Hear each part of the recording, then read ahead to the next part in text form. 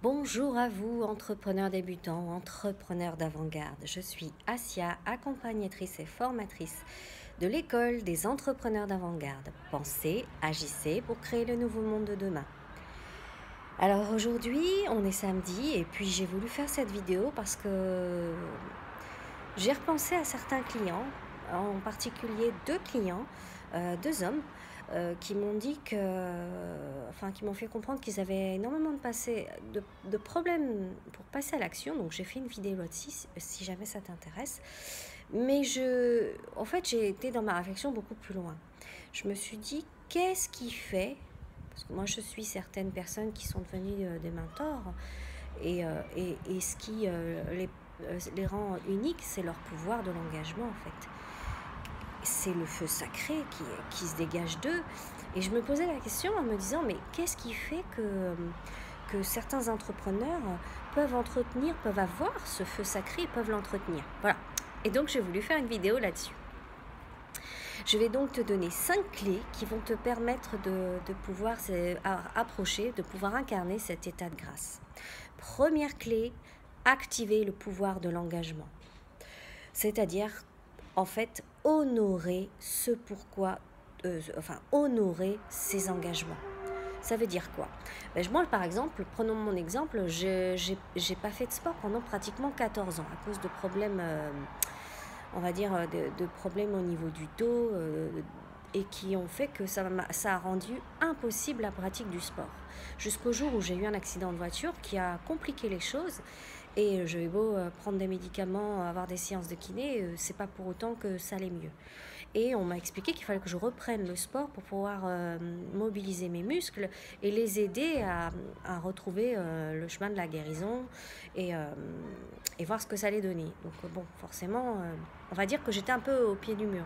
Mais n'empêche que j'ai mis en place une espèce de routine où je me suis dit, je dois m'engager, je dois honorer ma parole dans le but de pouvoir entretenir ma santé. C'est important. Et puis en plus, quand vous regardez plein de vidéos, il y a beaucoup d'entrepreneurs qui vous conseillent très fortement le sport. J'ai jamais vu un entrepreneur à succès, un coach, ne pas conseiller le sport. Donc c'est vrai que ça m'embêtait. Donc, activez le pouvoir de l'engagement, honorez vos engagements, mettre un point d'honneur à respecter sa parole. Ça, c'est l'une des premières clés que je vous invite à mettre en place. La deuxième clé, c'est pas de négociation possible avec votre mental inférieur. Ça veut dire quoi? Ça veut dire que, imaginons, reprenons l'exemple du sport. Voilà, tiens, il fait froid. Tiens, là, je suis fatiguée, je suis plus fatiguée que la veille ou la semaine dernière. Donc, peut-être qu'aujourd'hui, je vais pas y aller. Dès que vous êtes dans un discours intérieur négatif, squeezez votre mental, coupez votre mental et mettez directement vos affaires de sport et allez-y. Combien de fois je me suis retrouvée dans la salle de sport alors que mon esprit disait non et mon corps y était déjà, quoi. Alors c'était compliqué, mais d'un autre côté, je savais qu'en faisant ça, c'est la seule manière de me réhabituer, d'ancrer des habitudes. Et ça a marché, ça a fonctionné. Donc on est bien d'accord, clé numéro 2, pas de négociation possible avec le mental inférieur. Parce que le mental inférieur cherchera toujours la facilité et pas la difficulté. Parce qu'il ne voit pas à travers la difficulté les résultats à long terme. Clé numéro 3, soyez toujours dans l'anticipation joyeuse. Tous ceux qui réussissent, tous ceux qui ont ce feu sacré sont toujours, faites attention à leur discours, dans une anticipation joyeuse. Ils n'ont pas encore vécu ce qu'ils sont en train de mettre en place, mais ils sont déjà dans cette joie, dans ce plaisir, dans cet alignement, dans ce rayonnement. Et qu'est-ce que ça fait du bien de voir ça? Clé numéro 4, habitez votre vision. Combien de fois j'ai remarqué que vous avez tous, d'une manière ou d'une autre, une vision, mais je pense que vous ne la visitez pas assez, vous ne l'incarnez pas assez.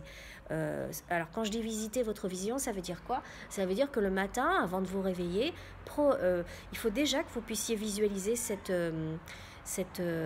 vision, que vous puissiez la tricoter, la dessiner, la designer, l'affiner, que vous puissiez déjà émotionnellement y mettre de l'énergie et surtout que vous puissiez visualiser des scénarios. Donc vraiment, en l'habitant, en projetant votre conscience pleinement dans cette vision. Déjà, le premier démarrage, c'est ça, c'est projeter sa conscience dans cette vision. Déjà, ça va être déjà énorme. Clé numéro 5, donnez du sens à vos actions. Donnez du sens à vos actions.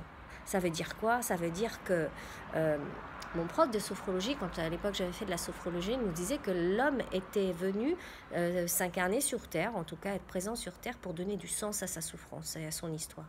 Et c'est tellement vrai. La plupart des gens, ceux qui impactent en tout cas l'humanité, ont vécu des choses quand même qui ne sont pas forcément faciles pour certains. Et ce que j'ai remarqué, c'est qu'ils ont toujours donné du sens à leurs épreuves, toujours donné du sens à leur histoire. Et c'est ça qui fait que ça renforce énormément leur pourquoi. Pourquoi ils font les choses. Ils sont complètement habités, ils sont complètement au clair avec ça. Donc, plus tu sais pourquoi tu veux entreprendre, pourquoi tu veux aider les autres, pourquoi tu veux être au service, pourquoi tu veux contribuer et apporter ta pierre à l'édifice, plus tu seras au clair avec ça, plus tu vas pouvoir être, comment dirais-je, en alignement, dans un parfait alignement pour pouvoir vraiment cultiver ce feu sacré et l'incarner au quotidien. Donc, mets du sens à ce que tu vis, mets du sens dans tes actions au quotidien et tu verras la différence. Donc on est bien ok. Clé numéro 1, activez le pouvoir de l'engagement, honorez vos engagements. Clé numéro 2, pas de négociation possible avec votre mental. Clé numéro 3, soyez toujours dans cette anticipation joyeuse, comme un enfant. Un enfant, il vous demande d'aller à tel endroit, on lui dit oui, il est déjà heureux, il est déjà là, il est déjà dans cette anticipation joyeuse. Clé numéro 4, habitez votre vision à travers la futurisation active. C'est ce que j'ai oublié de vous dire, la futurisation active. Ça veut dire envisager des scénarios, peaufinez-les, designer-les et incarnez-les émotionnellement. Et projetez votre conscience et vous allez voir que ça va vous faire énormément de bien. Et clé numéro 5, donnez du sens dans tout ce que vous faites. Donnez du sens. Non seulement ça va vous aider à avoir ce feu sacré, ça va vous aider à passer à l'action, mais de manière alignée et inspirée. Donc, écoutez, je vous souhaite le meilleur. N'hésitez pas à revenir vers moi si vous avez des questions. Et puis, à liker la vidéo, à la partager si vous estimez qu'il y a des gens qui en ont besoin. Et puis, je vous dis à très bientôt. Au revoir.